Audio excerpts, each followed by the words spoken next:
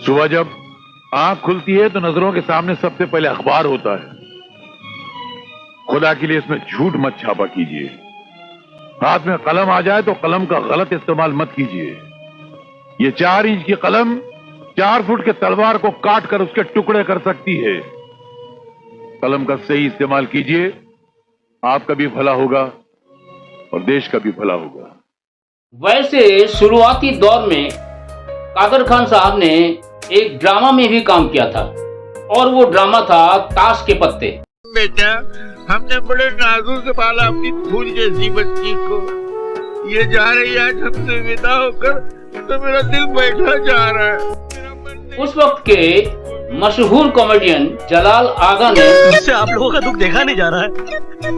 अब मैं इस घर को छोड़कर कभी नहीं जाऊंगा, हमेशा यही रहूंगा। मालती चल। अरे नहीं, मैं तो ऐसे ही बोल रहा था, लड़की को तो जाना ही पड़ता। कादर खान को स्टेज पर कॉमेडी करते हुए देख लिया था। रोना पड़ता है, तो चालू प्रैक्टिस है। जा बेटा, चल। मामा जी।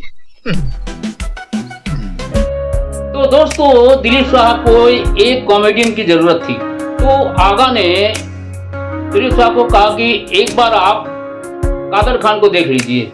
जलाल आगा ने यह भी कहा कि उसके एक्टिंग में बहुत जान है। और दिलीप कुमार ने जब कादर खान को स्टेज पर कॉमेडी करते हुए देखा तो वे काफी इंप्रेस हुए। मेरा बेटा एक नंबर का काम चोर, दिन भर आवारा सांड की तरह गांव में फिरता रहता है, लड़कियों की मटकियां फोड़ता रहता है, उसको अपनी तरह नटखट नहीं। और फिर दिलीप कुमार साहब ने अपने अगले फिल्मों के लिए, वो फिल्में थी बैराग और सगीना, इन दोनों फिल्में के लिए साइन कर। राम जी की तरह आदर्शवादी बना दे। मैं 101 रुपया और चढ़ाऊंगा। हे बुद्धि के सागर, मेरे बेटे के भेजे में बुद्धि की जगह भूसा भर दिया है। पिछले 3 साल से बीए में फेल हो रहा है। इस साल उसकी पढ़ाई की नैया की खेवैया बन जाओ, उसको पास करा दो, फिर मैं तुम्हें कभी तंग नहीं करूंगा और 101 रुपया और चढ़ाऊंगा। जय कृष्ण मुरारी। जयराम जी के शिवनाथ जी, जयराम। कहाँ भागे जा रहे हैं? कुछ भगवान पे पैसे वैसे तो चढ़ा के जाइए। अभी मेरा काम थोड़ी हुआ जो पैसे चढ़ा के जाऊं, हो जाएगा तो ऐसे क्या देख रहे हैं। अच्छा ठीक है, 100 रुपया एडवांस दे के जाता हूँ, बाकी काम होने पर दूंगा। अच्छी बात है, लाइए। दोस्तों नमस्कार, सत श्री अकाल, आदाब, प्रणाम। मैं कुमार जीवन और आप देख रहे हैं कुमार जीवन चैनल। कुमार जीवन चैनल में आप लोगों का स्वागत है, वेलकम। वैसे कादर खान साहब एक्टिंग के साथ साथ लिखने का भी काम करते थे। स्क्रीन प्ले बहुत बढ़िया वो लिखते थे और स्क्रिप्ट भी, डायलॉग भी उनका जवाब नहीं था। कादर खान ने जिस फिल्म में स्टोरी और डायलॉग स्क्रीन प्ले लिखी थी, उस फिल्म का नाम है जवानी दीवानी। जवानी दीवानी जब रिलीज हुई बम्पर हिट रही।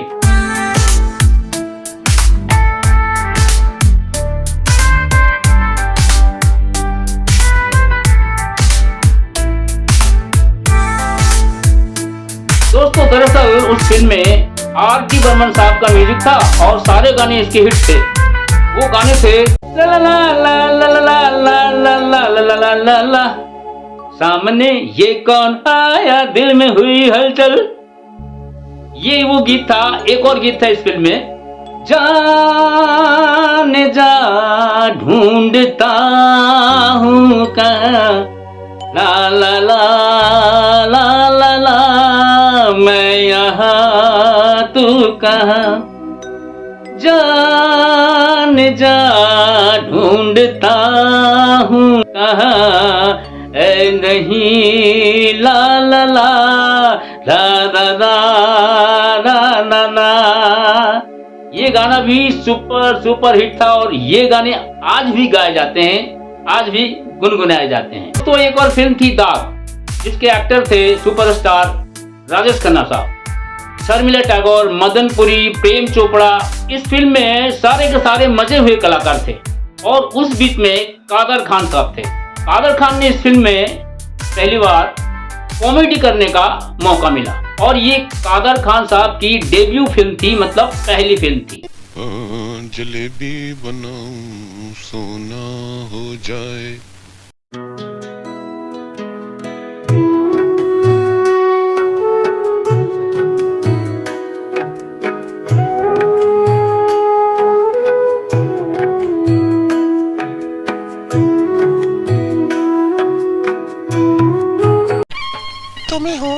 हाँ, मगनलाल लुगाई वाला नहीं, मगनलाल मिठाई वाला मैं ही हूँ। मैं पड़ोस के गांव की नथुलाल जी की बेटी हूँ। बापू ने गरम गरम जलेबी लाने के लिए कहा है। वो क्या है कि लोग मुझे शादी के लिए देखने आ रहे हैं ना। तुम कुंवारी हो? तुमको क्या लगता है? मुझे तो तुम बर्फी का टुकड़ा लगती हो। अगर मैं बर्फी हूँ। एक फिल्म में वो मुनीम जी बने थे, तो वो भी फिल्म हिट रही थी। तुम्हारे लिए बीड़ी लाने के लिए यहाँ आया है? तो फिर काहे के लिए है? मकान खाली करना है। मगर तुम तो अपने मकान में रहते हो, खाली क्यों कर रहे हो? मुझे नहीं, तुम्हें खाली करना है। हमें? हाँ। अरे माना कि तुम जलील हो, लिच्चड़ हो, निकम्मे हो, खराब हो, मगर तुम्हारा मकान तो अच्छा है। तुम्हारा बदला मकान से क्यों ले? नहीं हम लोग ये रहेंगे, तुम जाओ। मैंने इस मकान को बेचने का फैसला कर दिया है। ये तो बड़ी खुशी की बात हुई। चलो जान छूटी। राजेश खन्ना साहब के कहने पे, उनके आग्रह पे मनमोहन देसाई साहब ने कादर खान जी को एक बार लिखने का मौका दिया दोस्तों, और वो फिल्म थी रोटी। गोलियां मेरे सीने में ताकि मैं तेरे हाथों से मुक्ति पा सकूं। मंगल, वो पहाड़ी देख रहे हो? पहाड़ी के उस पार सरहद है। सरहद पार कर जाओ, कानून का हाथ तुम तक कभी नहीं पहुंच सकेगा। तुम मुझे छोड़ रहे हो? मानना नहीं? नहीं, लेकिन जब गांव से आया था तो इसी इरादे से आया था। यहाँ आकर जब मुझे मालूम पड़ा कि मेरे माँ बाप की जो तुमने सेवा की है। कादर खान साहब को उस वक्त 1,21,000 रुपए दिए थे। मतलब उस वक्त का ये बहुत बड़ा राशि था स्क्रीन प्ले डायलॉग लिखने वाले के लिए। पुलिस बहुत करीब पहुंच चुकी है। इससे पहले कि वो तुम्हें गिरफ्तार कर ले, तुम यहाँ से भाग जाओ। और जब रोटी बनकर रिलीज हुई तो सुपर डुपर हिट रही। क्या समझ रखा है तुम लोगों ने? ये धर्मदास की वो है फैक्ट्री या गुंडों का वो है अड्डा? मैं अगर तुम्हारी पुलिस में वो करा दूं शिकायत, तो तुम्हें वहां भिजवा दूंगा, क्या कहते हैं वो, जेल में। तो कर दीजिए शिकायत, बुलाइए पुलिस को।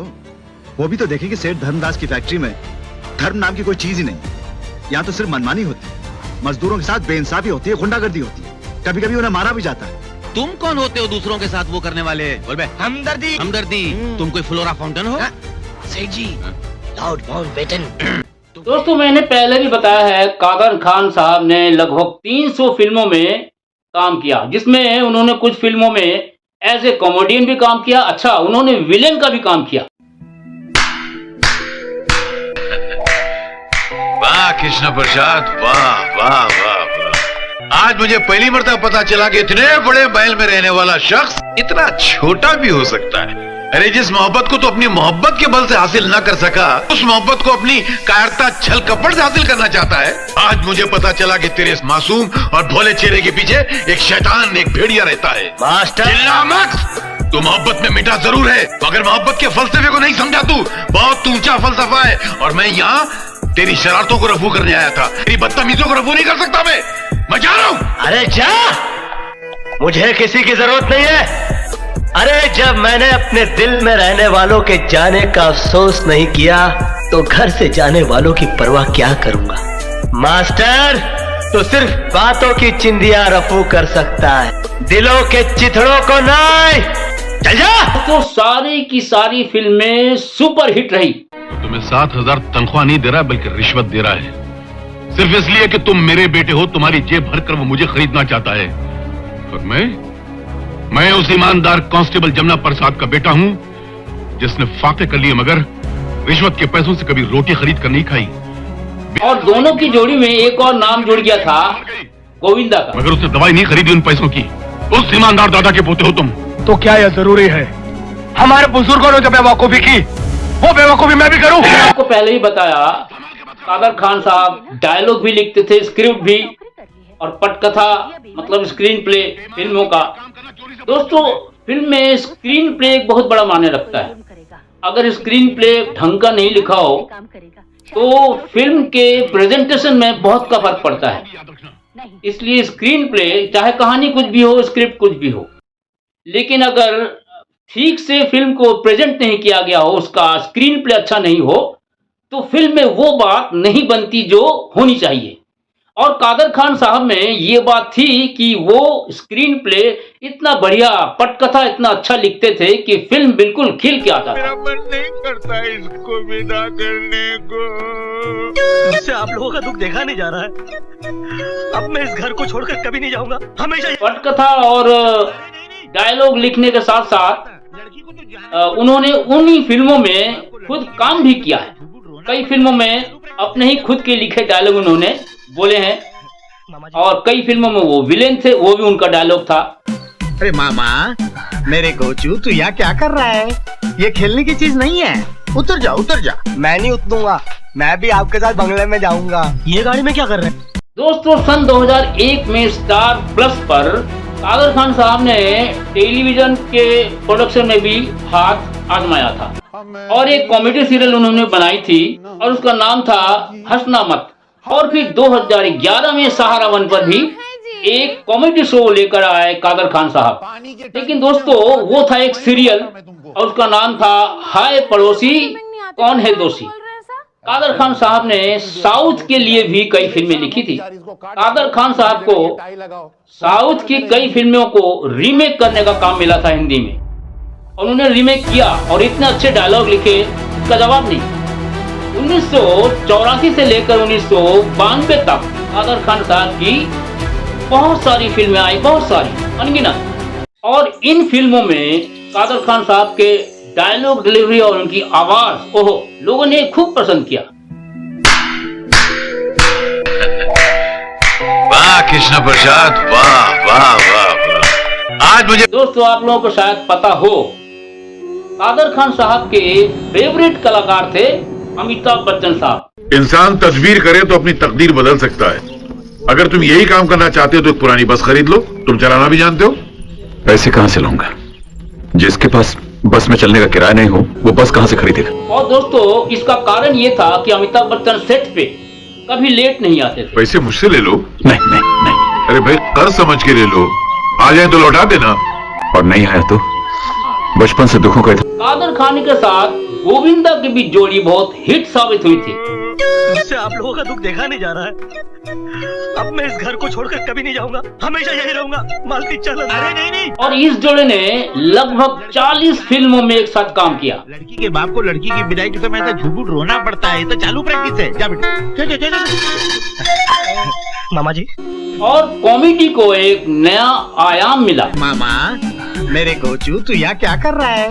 ये खेलने की चीज नहीं है। कॉमेडी को एक नई दिशा दिखाई पड़ी। बंगले में जाऊंगा। ये गाड़ी में क्या कर रहे हैं?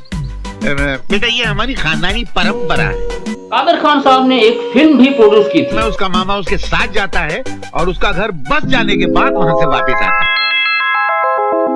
जो 1991 में रिलीज हुई और फिल्म का नाम था शमा। ये फैयाज टक्कर किधर मिलेगा भाई? अबे टक्कर मार के दीवार में इतना बड़ा खड्डा किया, फिर भी पूछता है फैयाज टक्कर। कादर खान साहब कहते हैं इंसान को पानी की तरह होना चाहिए। टक्कर, हाँ, ऐसा क्या? तू फैयाज टक्कर है। मेरो शक्ति जैसी सिचुएशन हो, सिचुएशन देख के वैसा ही ढल जाना चाहिए, ये उनका कहना था। तू खाली हुक्म कर मेरे को भाई। क्या है? मेरे मोहल्ले में एक नवा दादा आयला है। दोस्तों, कादर खान को अपनी अम्मी से एक खास लगाव था। सुबह शाम मेरे को हुल झपाट दे रहा है। एक दिन की बात है, कादर खान साहब जब घर लौटे तो देखा उन्होंने कि उनकी अम्मी खून की उल्टियां कर रही थी। कादर खान तुरंत ही उनको हॉस्पिटल ले गए, लेकिन कादर खान साहब अपनी अम्मी को नहीं बचा पाए। दोस्तों, एक मजाकिया तारीख होती है 1 अप्रैल और उसी दिन वक्त ने कादर खान के साथ मजाक कर दिया और वो मजाक हम ताउम्र नहीं भुला पाएंगे। कादर साहब के बड़े बेटे कनाडा में रहा करते थे। किडनी की समस्या से जूझते हुए उनकी मौत हो गई और वो साल था 2021।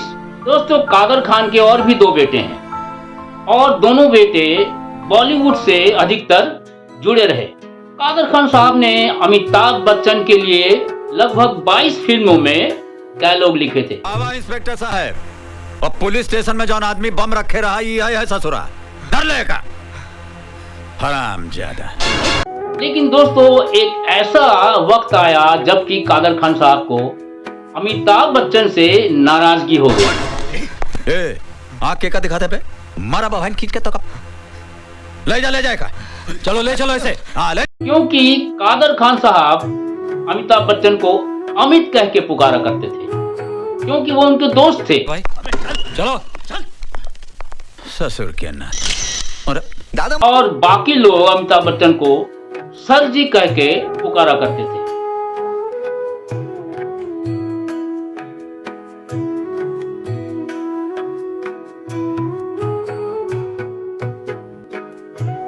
इस बात को लेकर साउथ के एक डायरेक्टर ने कादर खान साहब को कहा कि अमिताभ बच्चन को आप अमित ना कहें, सर जी कहें तो अच्छा रहेगा। क्या समझ रखा है तुम लोगों ने? ये धर्मदास की वो है फैक्ट्री या गुंडों का वो है अड्डा?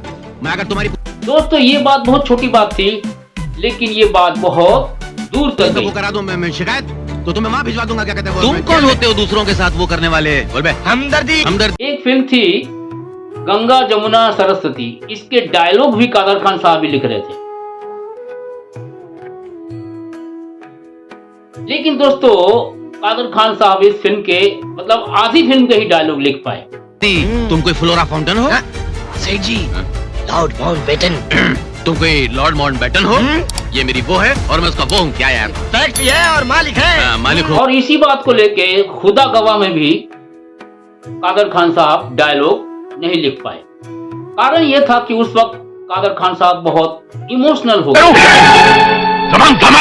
आप बस तो कीजिए ना, इसने वहाँ नौकरी कर ली है, कोई चोरी या बेईमानी तो नहीं की? किसी बेईमान आदमी के काम करना चोरी से बड़ा। कहना यह था कि मैंने सर जी ना बोल के क्या गलत कर दिया।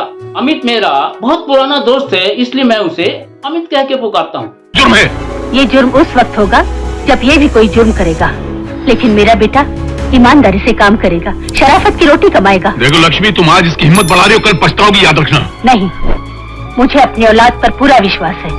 दोस्तों गोविंदा के साथ भी कादर खान का एक वाकया हुआ था और इस वाकये को गोविंदा साहब लास्ट तक सुलझा नहीं पाए, क्योंकि कादर खान साहब चले गए। कमाल का फिगर वह उसको जब भी देखते हैं तो ऐसा लगता है कि उठा के यहाँ से ले जाए और गांव में ले जाकर जाड़े में उसके साथ प्यार। अच्छा अरे तुम उसके बाप के बराबर हो। तुम क्या 2003 के बाद कादर खान साहब फिल्मों में आना बहुत कम कर दिया था, बहुत कम फिल्मों में वे काम करने लगे। तुम क्या करोगे? वो हमारा डिपार्टमेंट है। क्या भरतनाट्यम कर रहे हो? अरे एक मामूली दूध वाला होकर इतनी लंबी जबान। 2004 से 2008 तक कादर खान साहब की लगभग 14 फिल्में रिलीज हुई थी।